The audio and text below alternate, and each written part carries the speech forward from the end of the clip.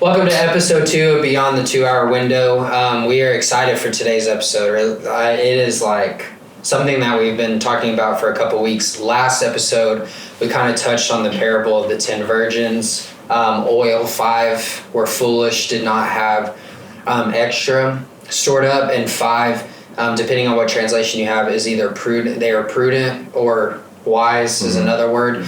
And that's kind of been rocking me a little bit about the storing, because I have not stored really. Like I was talking this morning with Ben and Carter and Dave, and it was like how much oil has been poured out, how much intimacy, how much time has been with the Lord, and I've not cultivated it or like kept it. And I don't think, and what it was it wasn't that I need to cling on to this like, oh, remember what God did 6 months ago? Like, how great was that? Do you remember the Asbury revival? Like, man, if only we could get back to that. You know, and that's not the point of, keeping the jar of oil on the shelf or whatever, but it was just like, the Lord's done so much, and I, don't remember my history with him. I don't remember things or whatever, so just kind of cultivating that and storing that up a little bit better. The topic of oil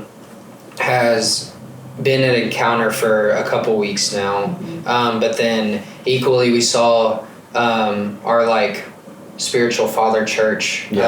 Aaron Smith was talking about it. You actually at a youth conference talked about that same parable, and so now just going a little bit deeper today in 2 Kings and 2 Corinthians was really great. Kind of kicking off the conversation. Let's touch back on Matthew 25. So going back, the word prudent is careful or thoughtful of the future. And so in verse 4, but the prudent took oil in flasks along with their lamps. Kind of just opening it up to whoever, what does that look like? Because oil, we talked about, can look like natural oil that just helps a fire burn longer. Oil was also Mary's sacrifice, poured out on Jesus' feet. There was perfume preparing him for his crucifixion. And then there is also the oil of its intimacy with the Lord. It's the presence of the Lord. So kind of where have we not been prudent? Where can we be prudent? That's good. Yeah. I think just to clarify, you said it earlier before we started recording, that when we talk about oil, whoever's listening may think I don't know what they're talking about. I believe Matthew 25, oil represents intimacy with the Father. Yeah. I don't know what else oil what resonates with you when it comes to hearing oil, or how you have that revelation of it, but to me it's intimacy with him. It's something I can't give you. I can't give you my time spent with him. I can't give you the intimacy I have with the Father. I don't know about you guys. Yeah, also going off of that, the parable of Mary, that was sacrifice, is bringing that oil, and whether that's sacrifice of our time, That's good.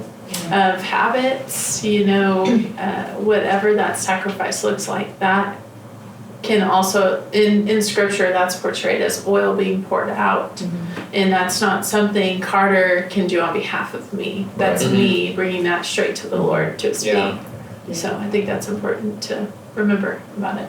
Yeah, I definitely think oil for me, I don't know, I feel like it's a bit of both, where you can only get oil from Jesus. Right. He is the one who anoints us. Yeah. And so we can only get the oil from him, and then our job is to pour it back at his feet. And so it's because we can't even, it's a love, the sacrifice is I love you and pouring it out. We can't even love him until he loves us first. Yeah. Right. So it's that he gives us his oil, he anoints our head with oil. He provides, I loved you first so you can love me. He provides it all, and then to not be stingy with it and pour it back. That's what I think having a storing up this oil is I'm so good at receiving from the Father, but I'm also not stingy and I'm not be like, no, I need to keep it. It's like, no, it's always like, it's always being refreshed because I'm always with him and I'm always there. So it's like, I don't, it's not wasteful for me to pour it out at your feet because I know as I pour it out, you're so gracious to give it back. And it's just, so that's what I think of when I think of oil. Yeah, for me, it's intimacy. A lot, I think, especially now, like, because like Old Testament, what we're gonna kind of look at later with what Ben went over in 2 Kings, like oil was like we don't really make a lot of bread at home or like you know what I mean, but like it's like it's like what they used is luxury, and they sold it like we don't go to merchants these days and sell our oil and stuff like that. So for I think this day and age, after Christ crucified and resurrected, like now the oil is represented as intimacy. And what is the Make Me a Bethany that we did today? Like the whole thing was like Make Me a Bethany, like I'm at your feet, like, and I want to pour it out. Like what an eye opener for like if you feel like, well, oil, intimacy, well, I pray. Like I pray in the car. It's like, but yeah, like this is like, are you humbling yourself in the secret place? And like you literally, like if somebody walked in your prayer room or whatever, right? Like, are you found like getting lost on Instagram reels? Yeah. Right. Or are you like truly, I mean, I am at his feet, like pouring out oil. And it just, yeah, it's like, it just was challenging because it was like, your secret place isn't necessarily where you're alone, but it needs to be like where that intimacy, that private. That's where the oil's being given. Humility is huge in that. You're saying coming humbly because it's what was said this morning was it's good to be in need so you know your source.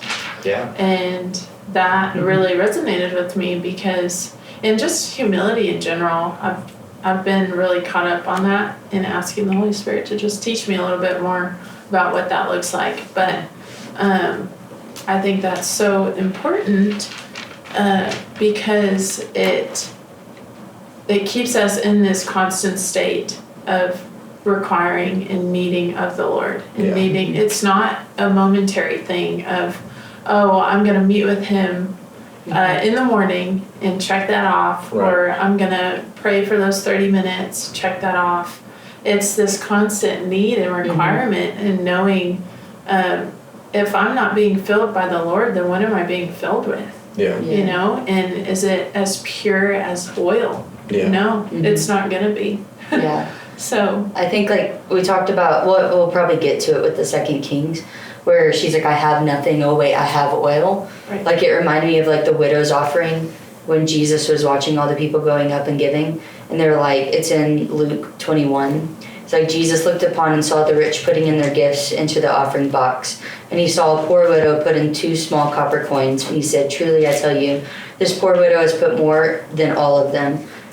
For they contributed out of their abundance, but she gave out of her poverty and put all that she had to live on.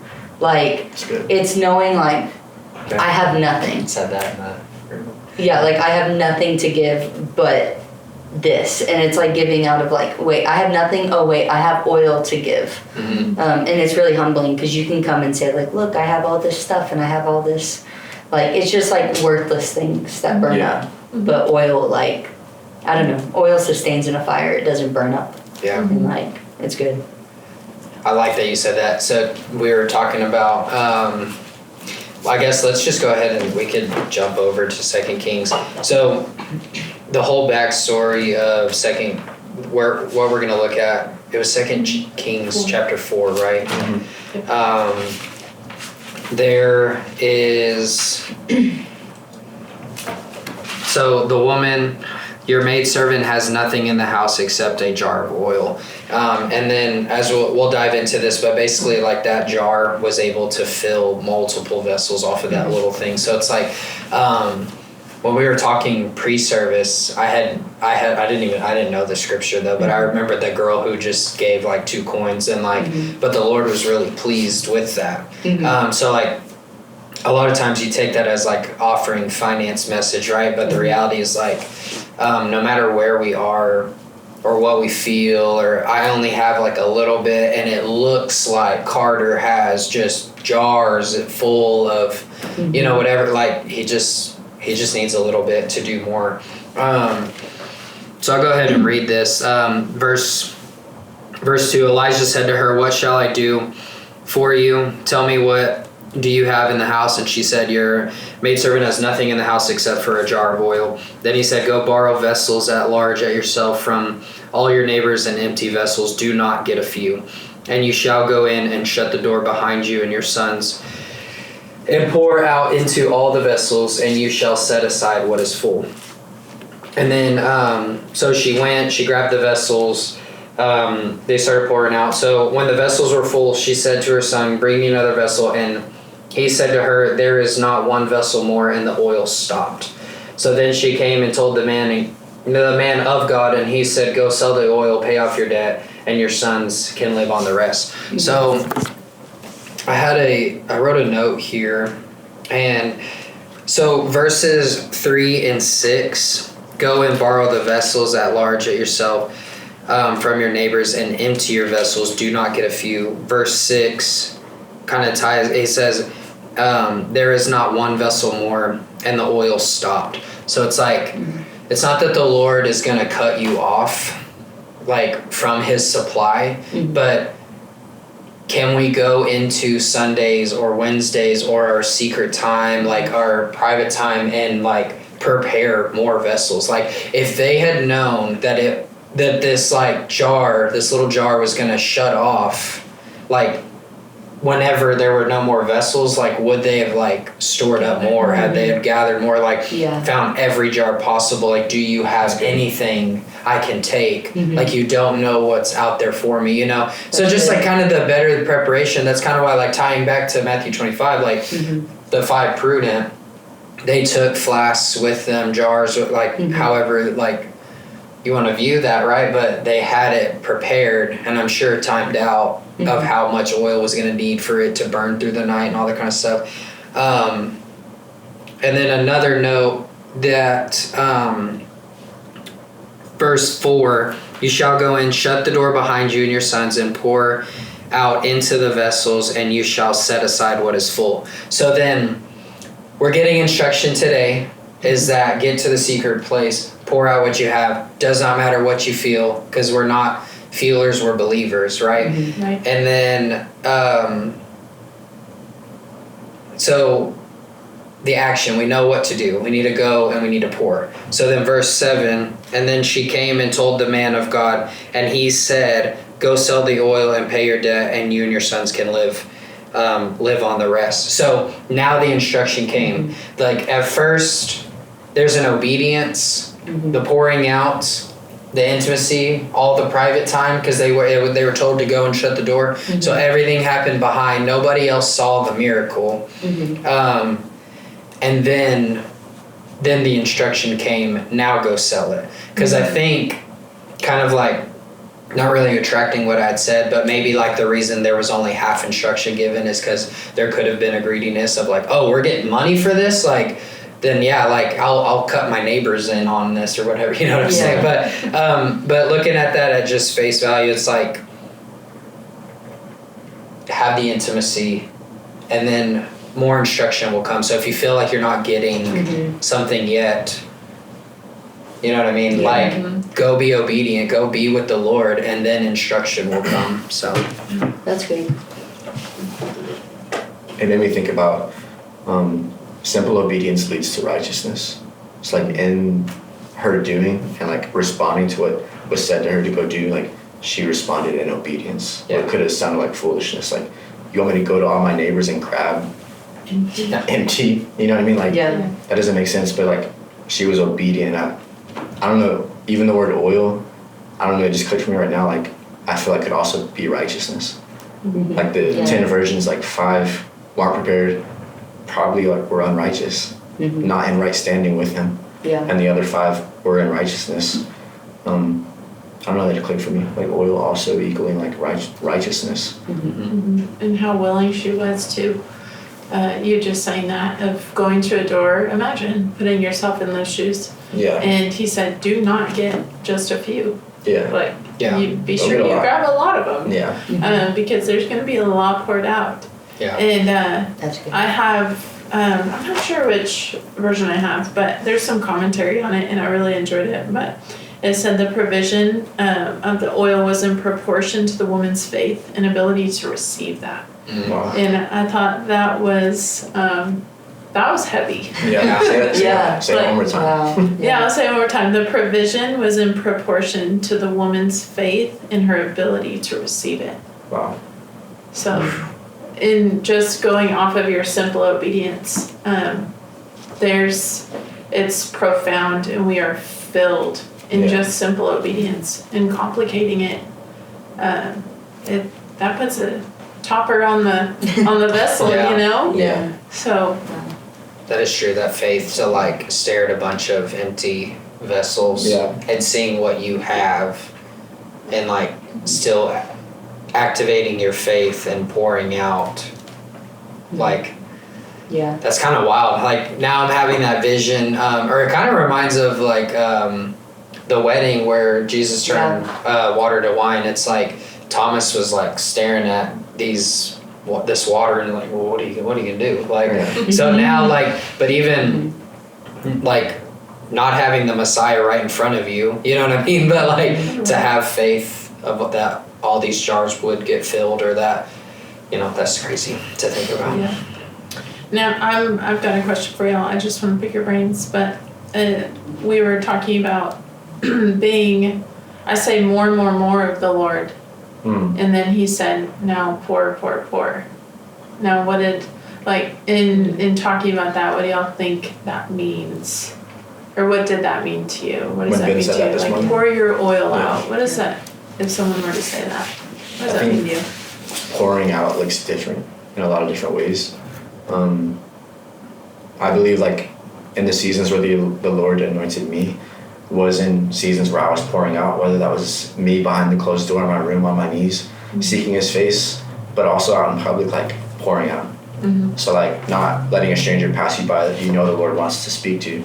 It's like in that moment, like you're pouring out, but he's also pouring out to you. Right. Because I don't know if y'all ever like evangelized to somebody or got to pray for somebody, but like you leave that moment and your faith is stirred. Right. Because in that moment of you pouring out, he's pouring on you, and you leave like rejoicing, like I don't know, stirred. Yeah, I think like for me, I think like the Bible is so like it is, every single word is put into place at the right, like there's not a mistake of how it's like put together. And literally right after the parable of the 10 virgins, it talks about the parable of the talents. Yep. And it's talking about like you have oil, and I think talents we think of like riches because he used it in a sense of money. And it's like, oh, like you have 10, you have 5. I think this is, yeah, you have like one has 5, one has 2, and another has 1. It's like, I think it's like what you receive, are you going to be like stingy with it, or are you going to be given? And that's like, we see that constantly, like the principles are not just on one aspect of our life, it goes through it. Like, are you going to be stingy with your finances? Yeah. Like, because like it's better to give than it is to receive. Like, we only give because we have been given. Like, we have seed, now we're the sower. Like, Yeah. I don't think that's just finances. That's in everything. That's even in our talents. It's like the parable of the talents. And it's in our time, and it's in our, like, even like spreading love. Like, we receive love, so I'm going to give love. So I think, like we say, more. But the Lord isn't looking for, like the fat Christians that are just sitting at the table eating and stuffing their face. Like, that's gluttony. Yep. Like, that, the Lord's not looking for that. The Lord is looking for, like, wow, like, I have received so much, so I give so much.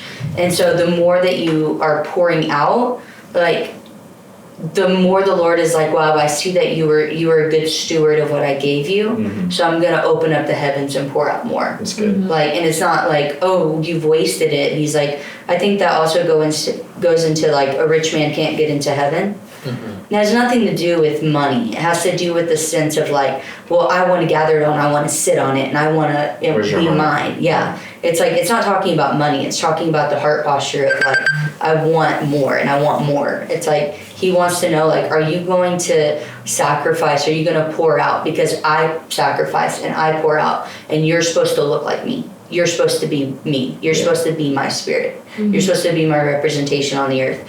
And so I think that that's what that means. And the more that you pour out, the more the Lord is like, wow, you're so faithful. I'm going to pour out more on you. Like, For me, like the pouring out, for like what it looks like, asking like what does it look like. Matthew 26, where we get that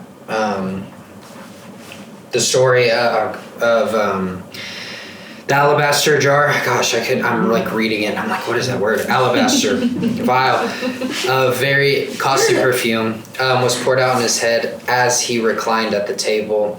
So it's like, I think of like if I walked into a room and it was just like, man, you're worthless, you're not worth it, you know, like this, that, and the other, like I don't want to hang out there, you know what I mean? Mm-hmm. And like I know like the Lord loves us and wants to be with his children and stuff like that, but there clearly was a moment where Jesus was comfortable and reclined, like as she's doing this, like he felt loved. I mean, like he literally talks about for when she poured this perfume on my body, she did it to prepare me for my burial. Like, so he even like is in recognition of like, this is soothing to me, this is good to me, like this is preparing me too. So like it's not just nap for right here in the moment, but when that day comes, that moment comes where I'm going to be crucified, like it's preparing me. And so like whenever we go to our secret place and we're pouring out oil, like it needs to be like or maybe not needs, but it for something for us to think about, like, is it pleasing to the Lord? Are we like, is it beautiful for him? You know what I mean? I don't know. That's good. Not to give like you need to perform or act in your area for a reaction this direction, but just like, he's holy, he's worth it. Like, make it whatever that fancy word is we heard in church today, but like just consecrate that time for like, I'm gonna pour. But it's also pour like the this out. Lord like loves to be needed, but he also really desires to be wanted. Yeah. Like, because like you need the Lord, yes. But if you're like, Lord, I want you, and this is my life, this is sacrifice, but I love doing it because I know it pleases your heart. Like the Lord loves that because he's like, wow, you want me. Yeah. Like, I think that's like, she was going in there and like, even being a woman at that time, walking through the, like, very important minister in town, walking through the crowd and be like, I'm going to pour oil on your feet. That's a very intimate representation. She's like, because I want you to know how much you care about, like how much I care about you. Yeah. Like, Man, that's good.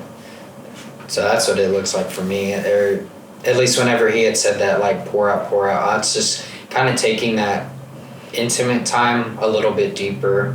Because a lot of times with the terminologies of like bride and bridegroom, we can relate that to marriage, and it's like, well, if I wanted my wife to feel loved, I'm not just gonna like, you know, hey, oh, you look good or whatever. Like, but it would be like I want her to know I love her. Like, I want you to know that you're beautiful. I want you to know that I'm thinking of you. I want you to know that I care about you. I want like, and just be pleasing. that's good. What's the closing question? I came up with it last week. I don't know. Is there anything that's like, it doesn't even necessarily be a question, but like, where can we go?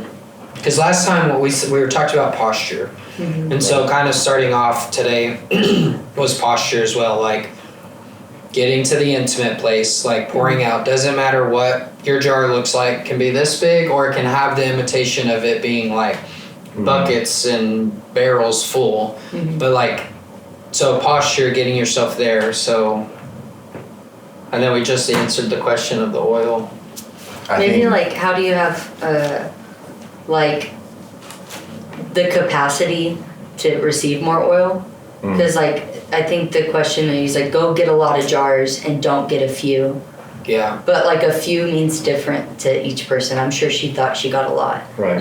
until the oil like stopped pouring. That's Like what then she you're said, like, bring me I got another, a and it's couple like we're more. out. So it's like, how do you like? What does that look like in like practical terms? Because like spiritually, you like, but in practical terms for the believer of like, how do you gather like jars to be filled? Like your capacity to hold like More of the Lord. more. Yeah.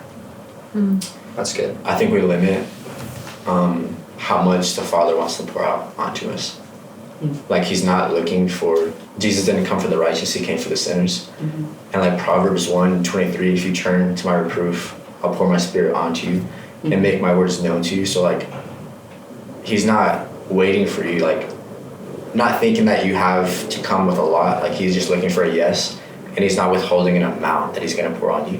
But if you just come to him, like the more you seek him, like the more he's gonna give and more he's gonna give. But Romans 6, verse 17 says, "But thanks be to God that though you were slaves of sin, you became obedient from the heart to that form of teaching to which you were committed." So you became obedient from the heart to that form of teaching to which you were committed. So if the teaching that you're committed to is only a Sunday morning, is only a Wednesday night, like the obedience that's going to come out of your heart is going to be very limited. And like I said, like the Lord hasn't set a bar. Jordan, you can only go this far. Kristen, you can only go this far. Like he's ready to like pass the line. He's ready to like, he's not withholding anything from a baby Christian. Like come and dine with him and he's gonna just show you who he is. And there's no limit, there's no stopping. Go grab all the vessels you can get and he's ready to just dump it on you and overflow. Yeah.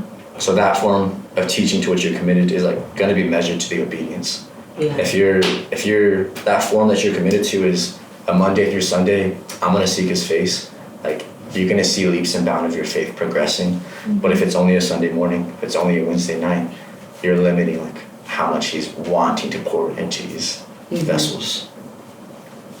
That's good. It's good. Well, that is episode 2. We'll call it oil something, but if you watch this, we hope it bless you. So I think the challenge is find a stretching, find more vessels, ask the Lord in your secret place, Lord, give me more, but how do I store more? How do I keep more? Stretch me. Yeah. We love you guys. See you in the next one. Peace.